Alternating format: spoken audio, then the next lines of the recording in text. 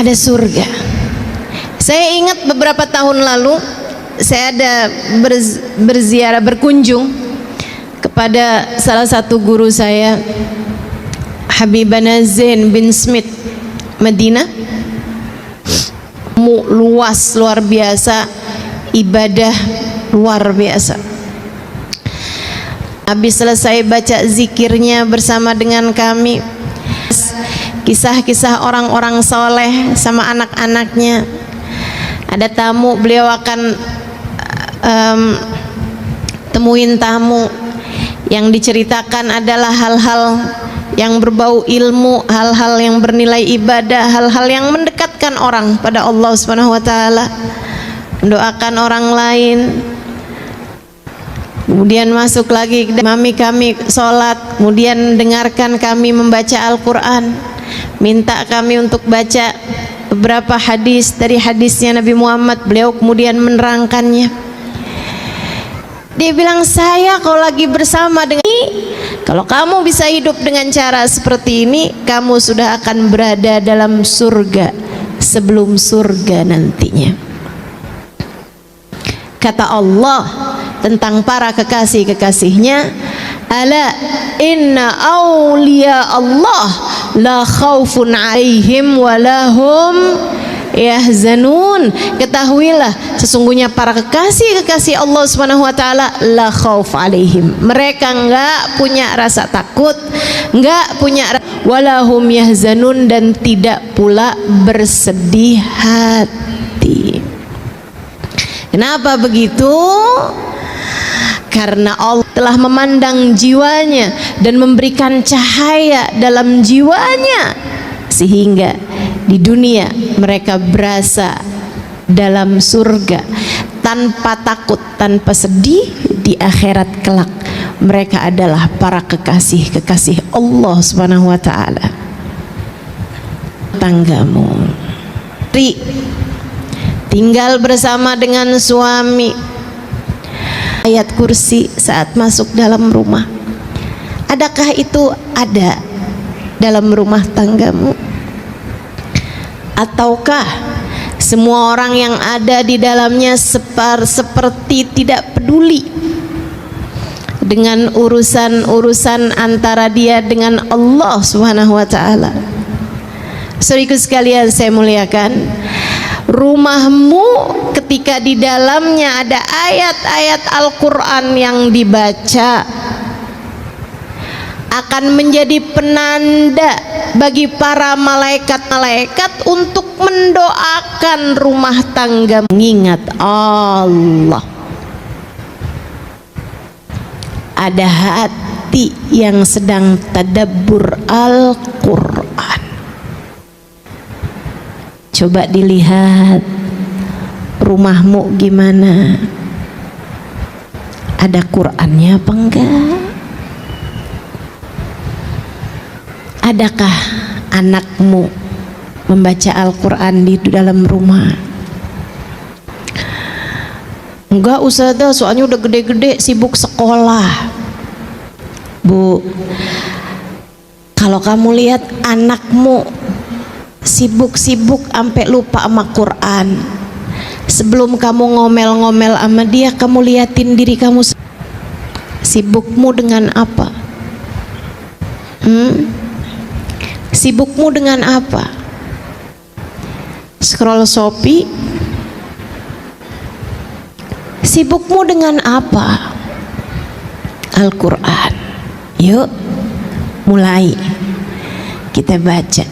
Nggak apa-apa biar selembar dua lembar, nggak apa-apa. Sore baca apa? Malam sebelum tidur Al-Muluk. Itu sekurangnya ayat Al-Quran yang kita baca. Pagi baca surat Yasin. Kata Nabi, siapa yang kepengen urusannya dipermudah sepanjang hari, awalilah dengan baca surat Yasin. Terutama untukmu yang orang tuamu sudah berpulang ke rahmatullah atau kaum kerabatmu sudah berpulang ke rahmatullah, pagi-pagi hari hadiahkan untuk mereka surat Yasin. Sebelum baca Yasin, kamu niatkan, ya Allah, Yasin ini saya baca untuk ibu saya yang sudah berada di sisimu, ya Allah, untuk ayah saya yang sudah meninggal dunia, ya Allah, untuk suami saya, ya Allah, yang sudah meninggal dunia. Sebutkan namanya, kemudian mulailah kamu baca surat Yasin. Iqra'u ala mautakum Yasin, kata Nabi Muhammad, bacakanlah Yasin untuk orang-orang yang sudah meninggal dunia di antara kalian. Surat Waqiah di saat sore hari, saudara sekalian. Surat Waqiah surat yang mendatangkan rizki zahir batin. Sayyidina Ibnu Mas'ud ketika mau meninggal dunia mensedekahkan nyaris seluruh hartanya. Ditanya oleh para sahabatnya, wahai Ibnu Mas'ud, kalau semua hartamu kamu sedekahkan, apa yang kamu tinggalkan untuk keluargamu? Beliau menjawab, inni taraktu lahum suratul Waqiah, aku telah meninggalkan kepada mereka surat Al-Waqiah. Aku pesankan kepada mereka untuk selalu membacanya setiap hari, sebab aku mendengar baginda Nabi Muhammad SAW mengatakan, la faqram al-waqiah, tidak ada kefakiran bersama dengan surat Al-Waqiah. Pengen rezeki lancar zahir batin, jangan jauh-jauh dari baca surat Waqiah. Insya Allah malam sebelum tidur, boleh habis maghrib, boleh habis isya, kamu baca surat Al-Mulk, surat Tabarakal Muluk. Saudara sekalian yang saya muliakan, surat Tabarak ini pendek aja 30 ayat, akan tetapi kata Nabi Muhammad, 30 ayat hiyal munji'ah hiya syafi'ah min adzabil qabr. 30 ayat dia dapat menyelamatkanmu dari segala macam kubur. Biasakan untuk mengerjakan ketaatan di dalam rumah. Ajak anak-anakmu untuk melakukannya. Kasih tahu suamimu untuk dapat melakukannya. Untuk Allah turunkan rahmat sehingga dengannya kamu merasakan ada surga dalam rumah tanggamu. Ketaatan jangan tinggal. Sholat berjamaah jangan tinggal. Bu, saya ingat beberapa tahun yang lalu ketika tadi yang saya sampaikan, Habibana Zain bin Smith, guru saya di Madinah, beliau beberapa tahun yang silam masih sering berkunjung ke Indonesia bersama dengan istri beliau yang saat ini sudah meninggal dunia, almarhumah Hubabah Maryam, wanita bijaksana yang saya ceritakan juga di buku Bidadari Bumi yang kedua. Beliau, ibu-ibu saudaraku sekalian, dulu tuh kalau beliau datang ke Indonesia, saya kalau beliau ada di Indonesia kayak berasa ngantor sama beliau, di pagi sampai sore gitu, sampai malam bahkan saya bersama dengan beliau. Saya menerjemahkan beliau, saya bicara dengan beliau seperti seorang anak yang sedang dididik oleh ibundanya. Alhamdulillah, rahmat Allah begitu besar buat saya. Hubah orang yang datang kepada beliau untuk semacam curhat. Kayaknya itu orang kalau ketemu beliau bawaan pengen curhat aja gitu. Sekarang saya tahu rasanya. Orang juga kalau ketemu saya bawaan kayak pengen curhat aja. Saya pernah telepon saya itu salah sambung. Maksudnya saya mau nelpon orang lain, ternyata kenanya orang lain. Orang yang saya salah sambung telepon itu aja curhat sama saya. Sama perempuan-perempuan yang kebanyakan menceritakan tentang rumah tangganya yang sudah seperti neraka.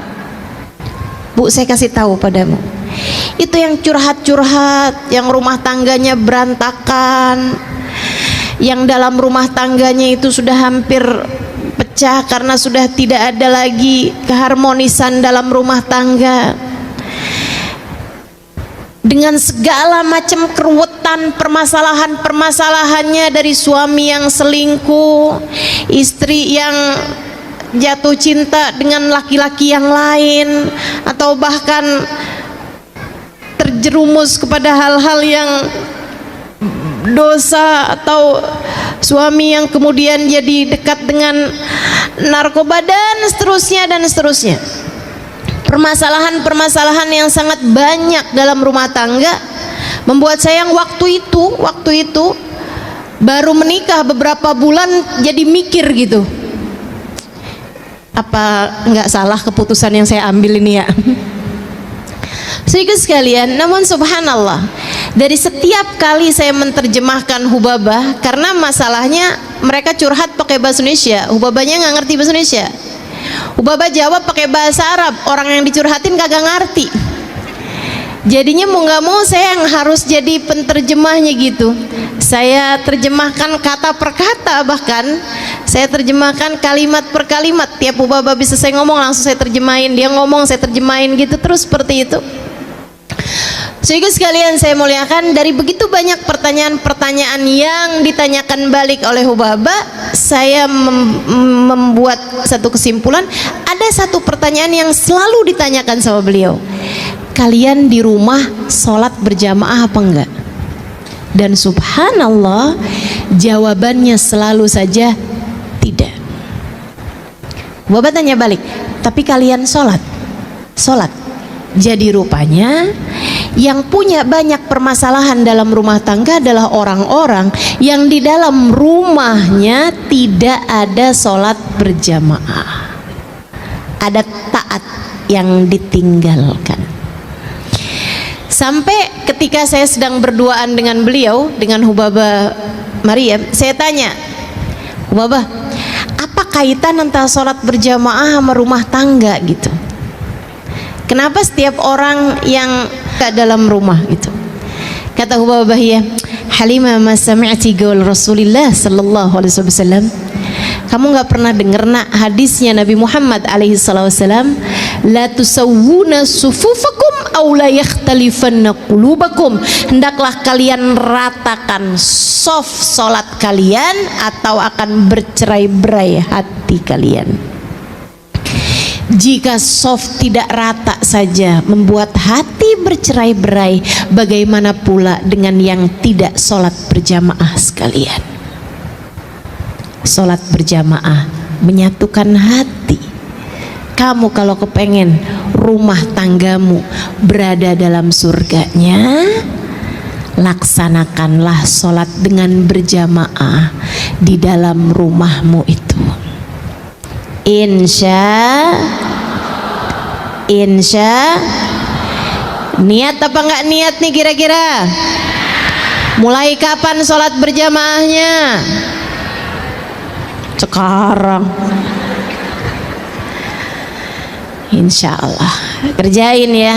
Ustazah, suami saya kerja ustazah. Nggak apa-apa, kerja, tapi di saat beliau berada dalam rumah, di saat dia sedang berada dalam rumah dan kamu juga sedang berada dalam rumah, maka kalian ngerjain sholatnya jangan masing-masing, jangan sendiri-sendiri, sholatlah dengan berjamaah. Faham? Suami saya sholatnya di masjid ustazah. Oke, tapi kan biasanya biar bagaimanapun ada masanya ketika suami harus sholat di rumah, kan begitu? Nah, saat dia sedang mengerjakan sholatnya di rumah, kamu sholatlah dengan berjamaah bersama dengan dia. Itu maksud saya. Insya Allah. Jangan tinggal ketaatan, ini syarat mutlak menghadirkan surga dalam rumah tanggamu. Yang kedua, tinggalkan dosa. Ustazah, saya sih bisa tinggalin dosa ustazah, tapi suami saya enggak. Dia selalu saja mengerjakan dosa-dosa di dalam rumah tangga kami. Bu, mulailah dari dirimu sendiri dulu. Mulailah dari dirimu sendiri dulu. Tinggalin dosa-dosa. Saya nggak ngerjain dosa ustazah. Yakin? Ngomelin suami kamu pikir bukan dosa? nilep duit suami ketika kamu lagi nyuci baju, terus nemu ternyata di saku bajunya ada uangnya, kamu pikir nggak dosa? Ustazah, emang itu dosa ya? Bukannya rezeki istri soleha? Yuk tinggalin dosa. Bu, saat kamu bohong, kamu pikir itu nggak dosa? Dosa. Al-mu'min la yakdzib, kata Nabi Muhammad. Orang mukmin nggak bohong. Orang mukmin nggak bohong. Orang mukmin nggak bohong. Saya ulang-ulangin ini ibu, orang mukmin nggak bohong. Sengaja saya ulangin terus, orang mukmin nggak bohong. Biar kamu ingat dalam pikiran kamu, orang mukmin gak bohong. Saat kamu nanti mau berbohong, entah kepada anakmu, entah kepada suamimu, entah kepada siapapun, kamu ingat ucapan saya, orang mukmin gak bohong. Sebab ucapan saya adalah apa yang telah disampaikan baginda Nabi besar Muhammad sallallahu alaihi wasallam ketika beliau ditanya, wahai Rasulullah, yaznil mu'min, apakah orang mukmin ada yang berzina? Kata Nabi Muhammad, bala wa yatub, ya ada orang mukmin berzina kemudian dia bertaubat. Ya Rasulullah, yasrikul mu'min, apakah orang mukmin ada yang bisa nyuri? Ada, kata Nabi Muhammad, wa yatub, tapi kemudian dia bertaubat dari apa yang dia lakukan. Nabi disebutkan beberapa dosa, kemudian Nabi Muhammad mengatakan na'am wa yatub, iya, tapi kemudian dia bertaubat. Tapi kemudian dia bertaubat. Syaratnya seorang mukmin bukan pada dosanya, akan tetapi pada taubatnya. Bukan artinya, oh berarti nggak apa-apa ya Ustazah ngerjain perbuatan-perbuatan dosa. Bukan begitu. Akan tetapi orang mukmin mungkin pernah mengalami masa lalu yang kelam, akan tetapi kemudian dia bertaubat dari masa kelamnya tersebut. Ketika ditanya, ya Rasulullah, yakdzibul mu'min, apakah orang mukmin bisa berbohong? Nabi Muhammad mengatakan, la, al mu'min la yakdzib, enggak, orang mukmin enggak bohong. Kamu kapan terakhir kamu berbohong? Tadi pagi. Kapan terakhir kamu berbohong? Ibu-ibu saudariku sekalian, saya muliakan, berapa banyak kebohongan yang telah kamu lakukan. Kamu kepengen rumah tanggamu berada dalam surganya, tinggalkan kebohongan. Jangan bohong. Jangan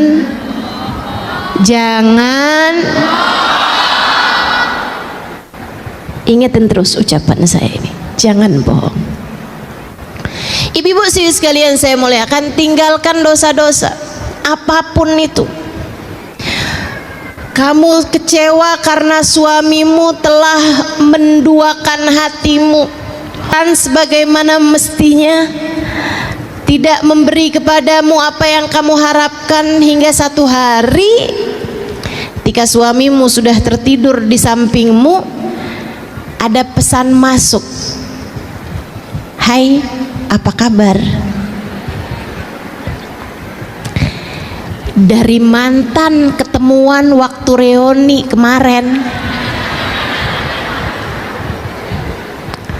Saya sih Bu nggak setuju dah Bu sama acara reunian. Banyak yang CLBK. Ya ampun, saya nyesel nggak kawin sama dia. Sekarang udah punya pom bensin. Bahaya banget. Yuk, akhirnya dapat nih WhatsApp nih. Terus dijawab, baik, alhamdulillah. Kamu apa kabar? Tuh, lanjut dah. Baik. Kamu udah makan belum? Ada urusan apa setengah 11 malam tanyain orang udah makan apa belum?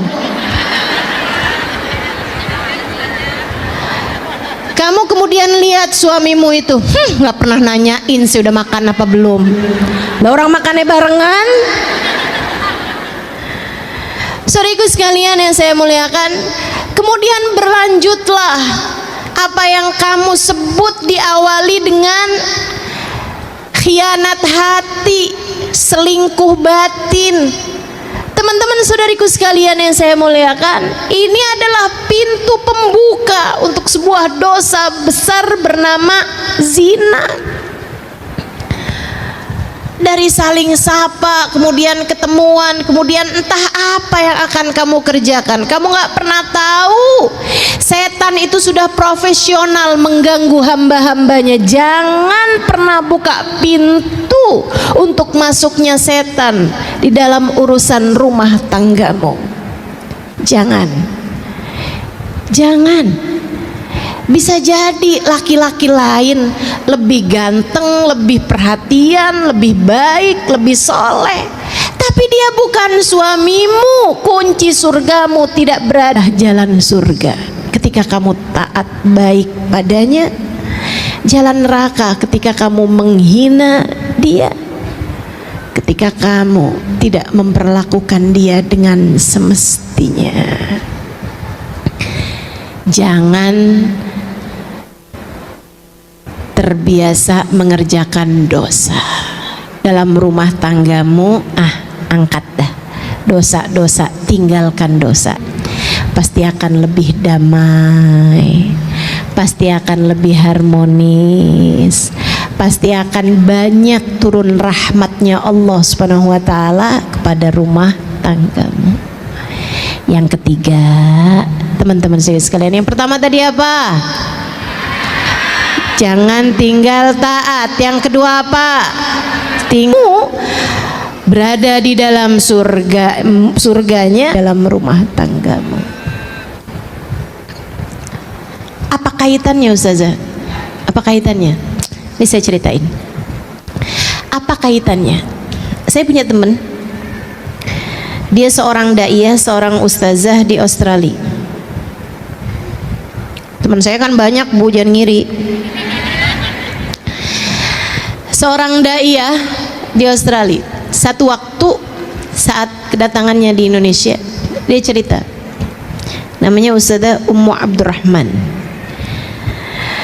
Dia cerita bahwa dia itu berdakwah di Australia dan ada banyak di antara orang-orang yang mulai masuk dalam agama Islam, sehingga dia banyak mentalkin orang-orang. Sering banget datang ke rumah dia, duduk di ruang tamunya, bahkan di saat dia lagi nggak ada dalam rumah. Nanti kalau pas dia kebetulan pulang, si tetangga itu ada di depan rumah, ada di ruang tamu gitu, dia nanya, ada yang bisa saya bantu? Oh iya, saya kehabisan garam, boleh minta garammu? Dikasihin. Mah kamu buat duduk aja gitu, kayak tenang banget. Saya nggak ngerti kenapa. Dia bilang padahal rumah tetangga saya ini jauh lebih mewah, jauh lebih bagus daripada rumah saya. AC-nya jauh lebih dingin daripada AC di rumah saya. Dia bilang daripada AC di rumah saya. Dia bilang dekorasinya interior dalam rumahnya jauh lebih indah daripada rumah saya. Tapi dia mengatakan bahwa setiap kali saya duduk di dalam rumahmu, seperti saya berada di dalam surga. Saya nggak ngerti kenapa. Dia bilang, saya pun kemudian kasih tahu sama dia tentang Islam dan lain sebagainya. Tapi dia mengatakan, kenapa di rumah umat Islam kebanyakannya seperti berada di dalam surga? Kenapa? Karena umat Islam dalam hatinya punya cinta kepada Nabi Muhammad. Kenapa begitu? Kenapa kalau orang dalam hatinya punya cinta kepada Nabi Muhammad, kenapa bikin hati orang jadi adem bahkan ketika berada di dalam rumahnya? Karena Nabi Muhammad, Allah mengatakan tentangnya, a'udzubillahi minasyaitonirrajim, wa ma arsalnaka illa rahmatan lil alamin. Dan tidaklah kami utus engkau wahai Nabi Muhammad melainkan sebagai bentuk kasih sayang kami, rahmat kami di atas muka bumi ini. Maka teman-teman saudaraku sekalian, kalau dalam hatimu punya rasa cinta yang besar kepada Nabi Muhammad, senang baca sholawat kepada Nabi Muhammad, bakalan adem hatimu dan bakalan adem pulalah rumahmu. Yang terakhir, kalau kamu kepengen rumah tanggamu jadi tempat turun hujan rahmatnya Allah, menjadikan rumahmu ada surga di dalam rumahmu, saudariku sekalian yang saya muliakan, terakhir, cobalah belajar untuk memiliki akhlakul karimah, akhlak yang baik kepada siapapun.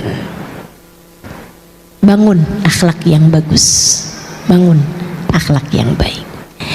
Ucapan kasar, kalimat yang menyakitkan hati, tinggalkan. Marah-marah, apalagi nggak jelas marahnya sebabnya apa, tinggalkan. Tinggalkan. Semua bentuk dari akhlak-akhlak yang buruk itu adalah penyebab dari rumahmu seperti berada di dalam neraka. Cobain belajar buat punya akhlak yang baik. Kalau ada suami lagi marah, liatin aja. Liatin aja. Kemudian kalau dia marah-marah, ngomong-ngomong yang nggak enak gitu, Bu, kamu dengerin aja tapi nggak usah percaya. Nggak usah percaya. Sebab yang berbicara bukan hatinya. Yang berbicara adalah setan yang sedang menguasai hawa nafsunya. Kamu mau percaya sama setan? Enggak. Saya menuduh suami saya bohong, Ustazah. Suamimu mungkin nggak bohong, tapi yang sedang bohong adalah setan yang sedang menguasai suamimu. Buktinya, coba kamu ingetin betapa seringnya kamu habis marah-marah, habis itu kamu nyesel. Betul? Terus kamu bilang, maaf ya, saya tuh nggak ngomong dari hati saya. Betul? Dari mana tuh kamu ngomong? Dari hawa nafsu. Hawa nafsu kamu tuh. Kenapa kok bisa hawa nafsu kok lagi marah bisa ngomong sesuatu hal yang begitu menyakiti hati orang lain, begitu kasar, begitu keji? Karena orang kalau lagi marah hatinya dimain-mainkan sama setan. Kata Nabi Muhammad, seperti anak kecil main-mainin bola. Seperti anak kecil main bola. Seperti itu pula lah setan ketika hati kamu lagi marah, dia main-mainkan hati kamu, masukkan hawa nafsu sehingga bikin kamu jadi marah-marah seperti itu. Enak rasanya? Enggak. Enggak enak rasanya. Enggak enak rasanya. Ustazah, tapi kok saya enak ya kalau habis marah-marah?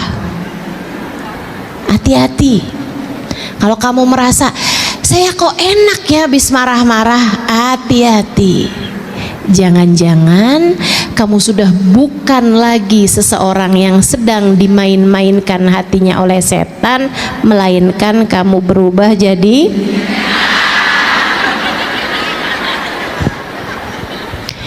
yang seneng kalau lagi marah-marah itu setan, Bu, bukan manusia. Jadi ibu-ibu sekalian yang saya muliakan, yuk bismillah, akhlak kamu diperbaiki sama anak, ngomong yang enak, sama suami ngomong yang enak. Kalau lagi kepengen ngomong yang gak enak, Bu, pamitan aja dulu, pergi wudhu. Kalau wudhu gak mempan juga pergi mandi. Kalau mandi gak mempan juga berendam aja dulu. Ustazah bercanda enggak? Saya nggak bercanda. Saya nggak bercanda. Nal ghadab minas. Setan itu sesungguhnya kemarahan itu dari setan, dan setan itu terbuat dari api. Tidak ada yang dapat memadamkan api selain air. Maka apabila seseorang di antara kalian sedang marah, segeralah pergi berwudu. Kata Nabi begitu. Kata para ulama, kalau wudu nggak mempan juga, mandi deh kamu. Adem. Kalau kamu udah selesai wudhu nih, kamu ketemuin anakmu, kamu ketemuin suamimu, liatin, udah lebih adem hatinya. Nah, kalau belum adem juga, itu dia masuk lagi kamar mandi, mandi dulu aja. Tar tanyain sama suaminya, kamu katanya mau ngomong apaan? Tar, mama katanya mau bicara sama saya, mama mau ngomong apaan? Tar nak, mamanya lagi berendam.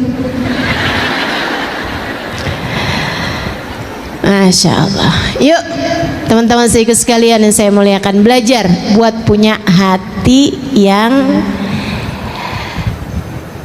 yang damai, akhlak yang karimah, berakhlak dengan akhlak yang baik. Kok saya susah banget ya Ustazah punya akhlak yang baik? Bu, kembali ke poin yang ketiga, deketi Nabi Muhammad.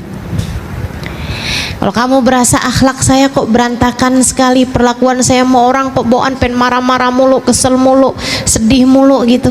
Ibu-ibu sekalian saya muliakan, cobain buat lebih dekat sama Nabi Muhammad, banyakin baca sholawat. Fama min khuluqin fil bariyati mahmud illa wa huwa mutalaqan an zainil wujud. Tidak ada satu sifat terpuji di atas muka bumi ini melainkan semuanya bersumber dari Nabi besar Muhammad sallallahu alaihi wasallam. Lihatin, kalau kamu tambah dekat sama Nabi Muhammad, tambah cinta sama Nabi Muhammad, tambah sering baca sholawat sama Nabi Muhammad, tambah adem hatimu, tambah banyak rahmat yang turun pada hatimu, nanti lama-lama hatimu jadi semakin lembut sehingga akhlakmu jadi semakin mulia, insya. Keempat hal itu, kerjakan ketaatan, tinggalkan dosa-dosa di dalam rumah tanggamu. Kemudian yang ketiga, deketi baginda Nabi besar Muhammad sallallahu alaihi wasallam. Dengarkan lebih banyak kisah tentang Nabi Muhammad, dengarkan, hadiri majelis-majelis yang menjadikanmu lebih berasa dekat dengan Nabi Muhammad. Kemudian yang keempatnya, milikilah akhlak yang terpuji. Keempat hal tersebut jika ada di dalam rumah tanggamu akan menjadi surga sebelum surga nantinya.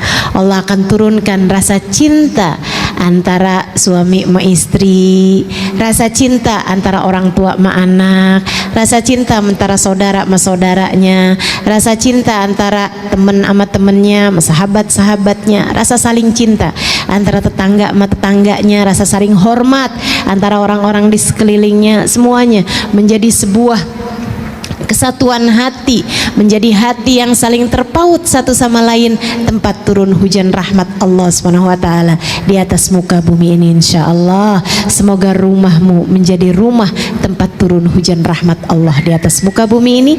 Ala hadhihi niyah wa bikulli niyatin salihah jami'ah syamilah ila hadratin Nabi Muhammad sallallahu alaihi wa ala alihi wasallam. Al-Fatihah. Bismillahirrahmanirrahim. Alhamdulillahirabbil alamin. Siratal ladzina an'amta 'alaihim ghairil maghdubi 'alaihim waladdallin. Amin. Allahumma bihaqqil Fatihah, birmatil Fatihah, barakatil Fatihah, taftah lana abwabal khair, tu'amilana muamalat ahlal khair, takfina min jamil fitan wal mihun bu'us wa dhair. Innaka wali kulli khair mutafaddil bi kulli khair bi rahmatika ya arhamar rahimin. Allahumma inna nas'aluka ziyadatan fid din, barakatan fil umur, wa sihhatan fil jasad, wa sa'atan fil rizqi, wa taubatan qabla al maut, wa syahadatan 'inda al maut, maghfiratan ba'da al maut, wa afan 'inda al hisab, wa amanan min al 'adzab, wa nasiban min al jannah, wa warzuqna an-nadhar ila wajhikal karim. Afina min balaik, wa uzi'na syukra na'maik, wa dikna bardafik, wa halawata munajatik. Allahumma ij'al jam'ana hadha jam'an marhuma, wa tafarruqana min ba'dihi tafarruqan ma'suma, wa la taj'alillahumma lana wala fina wala ma'ana syaqiyan wala matrudan wala mahruma birahmatika ya arhamar rahimin, bijudika ya ajwadal ajwadin, innahu waliyu dhalika wal qadir alaih, wa anallahu yaqdi lana jami'al hajat. Silakan sebutkan hajat masing-masing.